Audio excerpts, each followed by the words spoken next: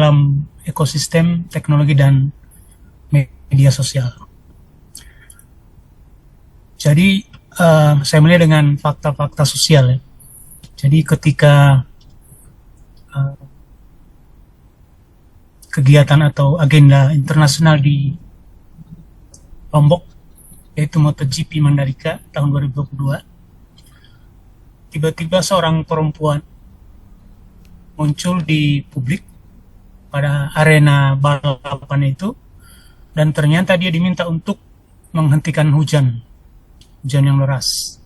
Jadi orang Indonesia menyebut pawang hujan. Dan kemunculan perempuan ini dia menjadi viral di media sosial ya. Dan ini menunjukkan bahwa praktek perdukunan itu dia selalu berdampingan dengan masyarakat modern dan kegiatan internasional. Fakta yang kedua, secara global di India dan Korea, berkunjung ke dukun itu dianggap sebagai salah satu solusi untuk menyelesaikan masalah.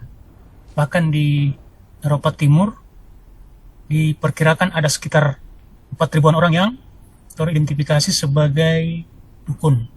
Ya. Jadi ini menunjukkan bahwa praktek perdukunan itu bukan hanya terjadi di Indonesia, ya, tapi juga ini menjadi cross-cultural fenomena ya. Dan ini terjadi sampai saat ini. Inilah yang melandasi saya untuk melakukan kajian tentang praktek perdukunan ini. Kemudian fakta-fakta literatur, banyak sekali literatur yang mengkaji tentang praktek perdukunan, tapi saya memilih beberapa untuk saya tunjukkan ya sebagai fakta-fakta literatur. Yang pertama, yang paling fenomenal adalah karya Geertz ya, dalam bukunya tentang The Religion of Java. Ya. Jadi di buku Geertz mengulas tentang dukun yang dianggap sebagai tokoh spiritual lokal, dan dia menjadi penghubung antara manusia dan kekuatan gaib. Ya. Kemudian Kuncharaningrat tahun 85 menulis bahwa praktek atau dukun itu tidak hanya berfungsi sebagai penyembuh orang sakit, tapi juga dia terkait dengan struktur sosial pada masyarakat tradisional. Kemudian yang terbaru, Sasole, dia menyimpulkan bahwa meskipun masyarakat sudah modern, tetapi mereka tidak membutuhkan penjelasan yang ilmiah ya, karena mereka membutuhkan penyembuhan yang cepat dan low cost gitu, berbiaya murah dibandingkan dengan pergi ke dokter. Jadi dengan demikian dukun ini dia menjadi spiritual mediators sekaligus menjadi social actor dalam mempertahankan harmoni sosial dengan menyediakan layanan penyembuhan dengan harga yang bisa dijangkau oleh masyarakat umum. Nah, sebetulnya penelitian ini sudah saya lakukan pasca COVID-19. Jadi waktu itu penelitiannya tentang penyembuhan jarak jauh ya, karena ketika itu dilarang untuk berinteraksi sosial, maka perdukunan pun berpindah ke media sosial, dan ini sudah diterbitkan di jurnal antropologi. Kemudian penelitian lanjutan adalah untuk mengetahui bagaimana transformasi praktik perdukunan ini dari tradisional sampai ke era digital. Dan selain penelitian ini dilakukan secara lokal di Gorontalo dan Makassar, juga menggunakan sumber-sumber digital ya, untuk melihat bagaimana praktek perdukunan di masa lalu, masa modern, dan kemudian pada masa kini. Nah, dari beberapa riset tersebut bisa dilihat bagaimana transformasi praktek perdukunan dari tradisional ke digital. Jadi saya membagi 4 fase gitu. Jadi fase tradisional, kemudian fase semi modern, fase modern, dan fase digital. Nah, pada fase tradisional ini, perdukunan itu dia hidup di masyarakat adat ya. Dalam komunitasnya dia tidak hanya sebagai tokoh adat, dia juga sebagai dukun yang bisa membantu penyembuhan dengan menggunakan mantra-mantra, kemudian herbal-herbal gitu ya, atau menggunakan air kemudian dibacakan mantra-mantra.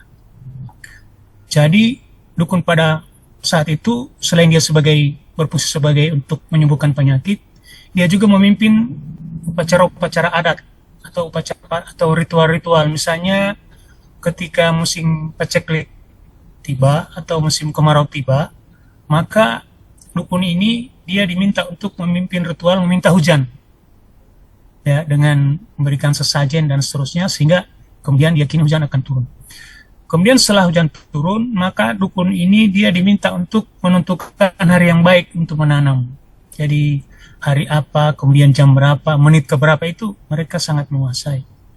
Jadi sang dukun ini dia selain sebagai penyembuh, juga dia sebagai penjaga harmoni ya, hubungan manusia, dengan alam, dan dengan yang gaib. Kemudian pada fase semi modern, ini agama sudah masuk ya. Ketika agama masuk, maka praktek perdukunan itu berubah bentuk.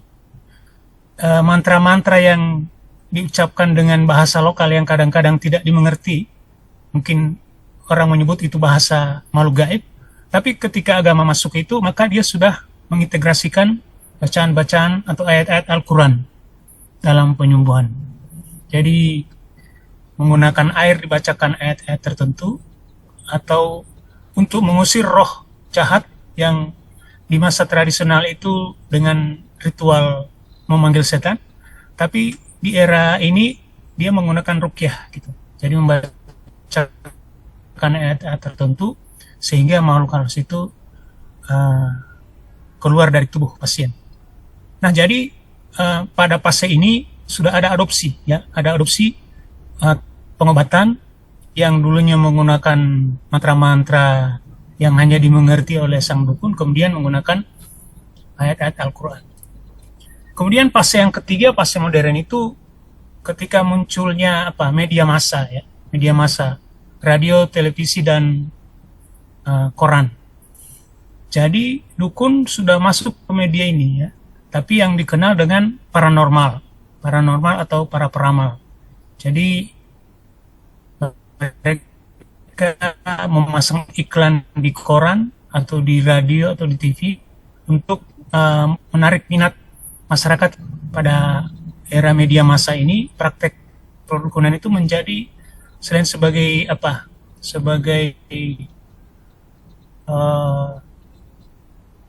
hiburan, juga sebagai bisnis gitu.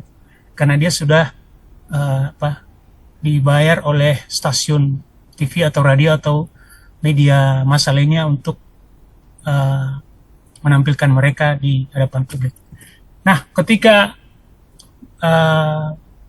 fase yang keempat, yaitu ketika COVID-19 muncul ya, dan disinilah kami melakukan penelitian pertama itu ya. Jadi karena interaksi sosial itu dibatasi, termasuk juga semua kegiatan pembelajaran, perkuliahan, rapat-rapat, semua meeting-meeting secara online, maka ternyata praktik perdukunan juga bermigrasi ke media sosial.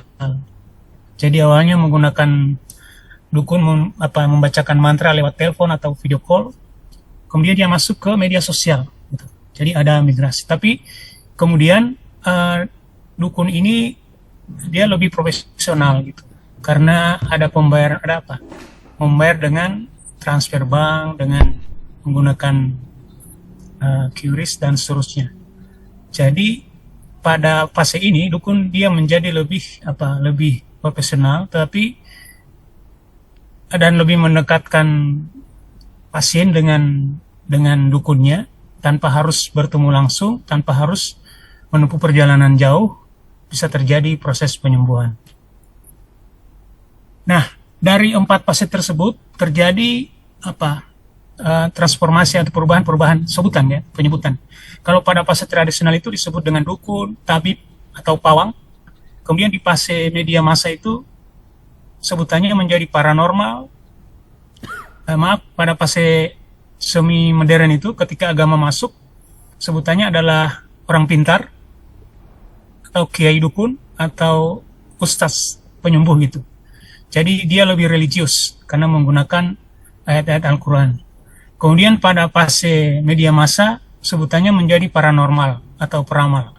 Misalnya yang populer kala itu adalah Mama Loren sebagai peramal, Ki Joko Bodo sebagai paranormal. Nah, kemudian pada fase media sosial ini panggilannya sudah menjadi dukun online atau paranormal digital atau spiritual influencer.